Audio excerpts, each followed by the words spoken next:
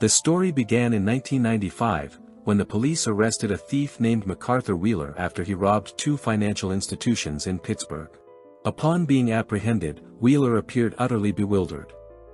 During interrogation, he was confused about how the authorities managed to identify his face through the CCTV footage. When pulling off the heist, instead of wearing a mask, Wheeler had smeared lemon juice all over his face. He assumed that the substances in the lemon juice had the ability to camouflage his face from the camera lens. This thought arose because he knew that the liquid was often used as invisible ink on paper.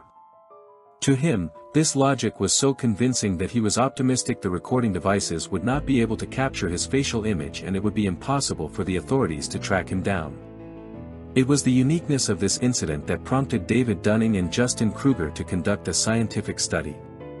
They wanted to dissect the reasoning behind the phenomenon of individuals who possess minimal knowledge and skills, yet remain completely unaware of their own shortcomings.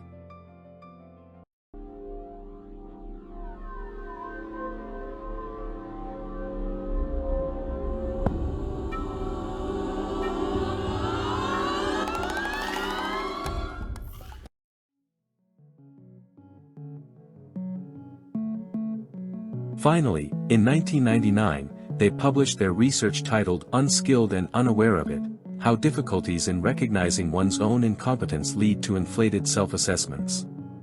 In it, a group of participants was tested on grammar, humor, and logical reasoning. In the initial phase of the experiment, 65 subjects were asked to rate a series of jokes that were considered funny. Curiously, the participants who were the most confident in having a great sense of humor actually scored the lowest on the test. Dunning and Kruger then proceeded with testing grammar and logical reasoning on the same group. As it turned out, the pattern remained unchanged. The majority of individuals with the lowest scores were precisely the ones most optimistic when solving the problems. Conversely, the highest scorers assumed that other contestants could answer better than they did. This psychological phenomenon is what birthed the term Dunning-Kruger Effect. We certainly often encounter situations when gathering with relatives, where there is one individual who is so loud and confident when discussing a topic, as if they master everything. However, once we verify it through the Google search engine, all of their arguments are proven wrong. The bizarre thing is, that person seems to be completely unaware of their mistake. Because the rest of the audience also lacks understanding, they end up believing it too due to the speaker's highly convincing delivery. Their high level of self-confidence even leaves us wondering, are they aware that their talk is purely fictional? The Dunning-Kruger effect is defined as a cognitive bias where individuals with minimal insight fall into a delusion of superiority, claiming their own capacity is far above the general average. Someone who has just tasted a fraction of information tends to exaggerate their understanding while underestimating the level of insight of the people around them. As a result, the parties who are most vocal about flaunting their capacity are often not the competent ones. This behavioral pattern was then mapped by Dunning and Kruger into a chart. The vertical axis represents a person's level of self-confidence, while the horizontal axis shows the degree of expertise possessed. Based on that visualization, it is apparent that when we just learn the basics of something, our confidence instantly spikes. However, once we dive deeper into that field, we suddenly feel insecure about our own capacity. Only after our insight gradually matures will that self-confidence slowly crawl back up. In reality, the majority of us do not truly master logic, financial literacy, calculus, emotional intelligence, or even the game of chess. Nevertheless, many individuals claim to be proficient in these fields just like experts. The big question is, why is this anomaly so rampant? Shouldn't the test participants earlier know if they were incompetent? Instinctively, we can usually sense when we fail to complete an answer sheet, considering we are the ones working on it. Another anomaly is, why does this illusion of feeling smart actually peak when our understanding is still in its infancy?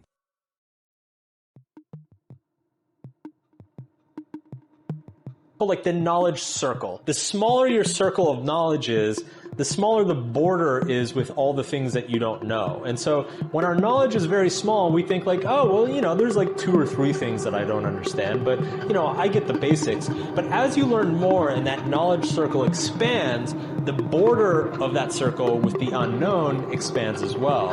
And so once you become an expert in your field, you realize that there are like 250 things that you don't understand, and tons of open questions, and tons of inconsistencies, and tons of shit that people have gotten wrong.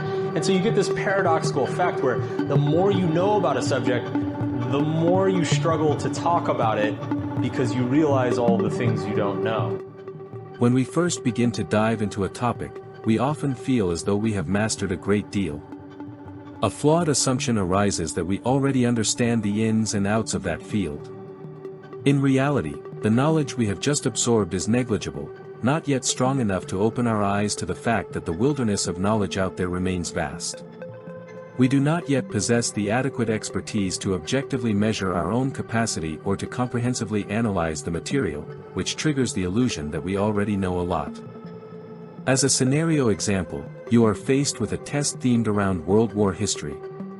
Because you feel you frequently watch content on that topic on TikTok, you are confident that your insight is already proficient.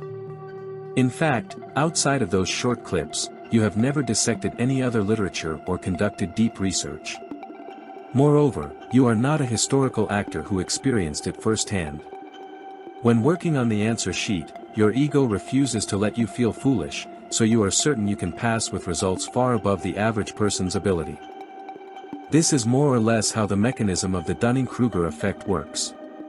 Watching short videos or a handful of documentaries does not automatically make us history experts. That information is incredibly shallow. You have only touched the tip of the iceberg visible on the surface, without realizing the massive chunks submerged beneath the sea. This trap is precisely what makes someone feel they have mastered everything.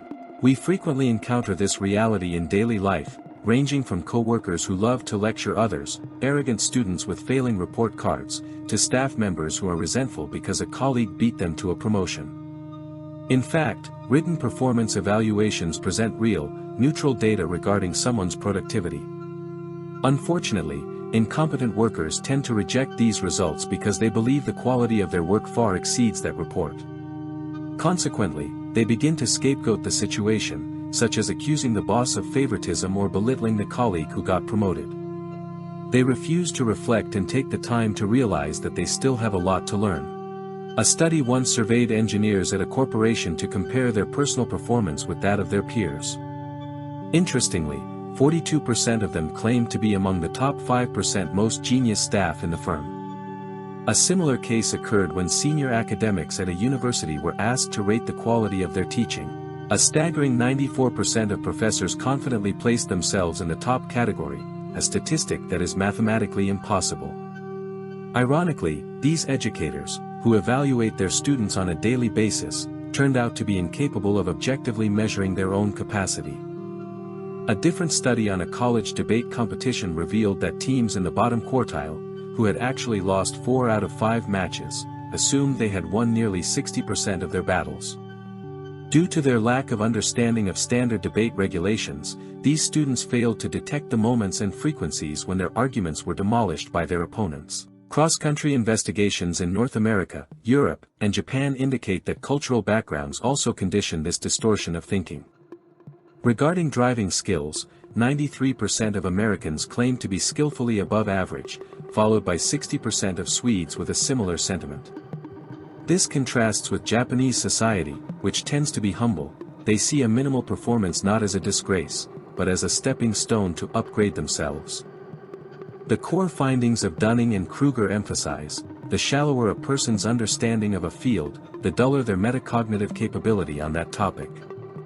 Metacognition is the ability to monitor one's own cognitive activities, or the brain's mechanism for evaluating itself.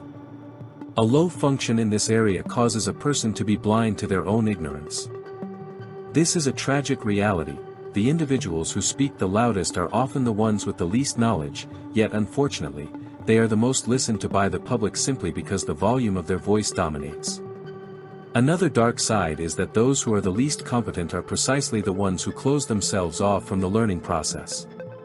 They refuse to read more literature or listen to feedback from others due to the delusion that they are already perfect. Ironically, those who are true experts are often reluctant to educate the layman. They are plagued by a lack of self-confidence, despite their highly capable capacity. As a result, the intellectual climate stagnates. Just look at the digital world today. the public space is crowded with the narratives of amateurs, fake motivators, noisy content creators, and bogus pundits. Even though their capital of knowledge is meager, it does not dampen their intention to keep shouting. Once again, an empty vessel always makes the loudest sound.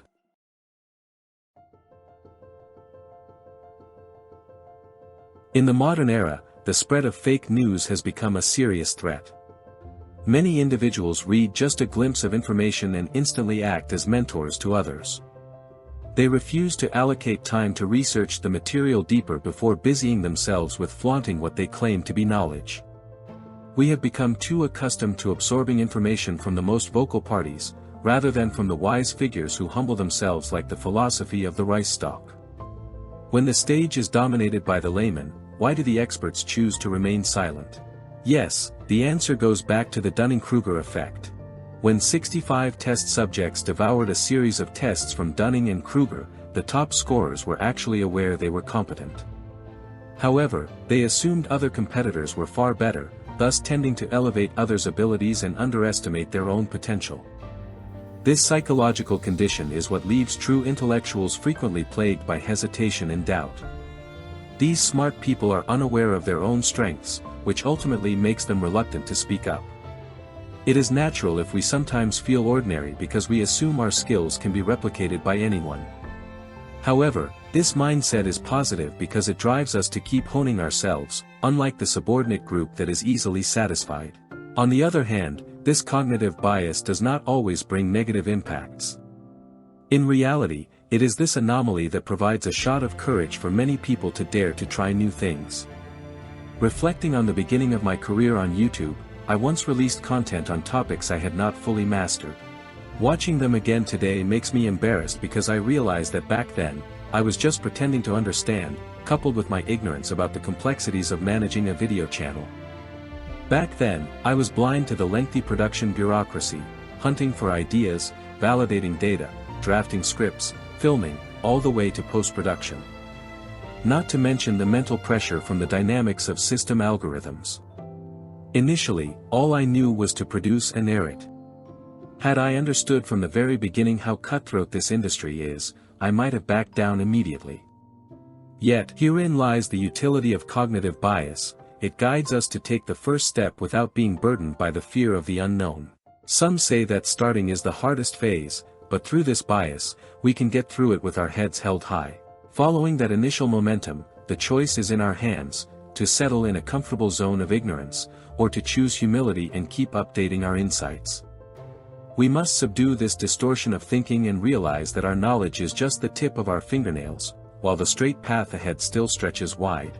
If you feel a surge of excessive self-confidence on a topic, restrain yourself before dictating to the public. Reevaluate your views and opinions and enrich them with new references, because there might just be cutting-edge findings ready to demolish your arguments. We are often warned not to measure ourselves using other people's standards to maintain mental stability. Nevertheless, social comparison is not always destructive. By comparing ourselves healthily, we can obtain a valid benchmark for assessment as well as a means of self-education. Mapping our skill position among others is useful for determining our stance, whether we are fit to step forward independently with our existing capital of knowledge, or if it is instead time to knock on the doors of mentors. Therefore, open up space for criticism and suggestions.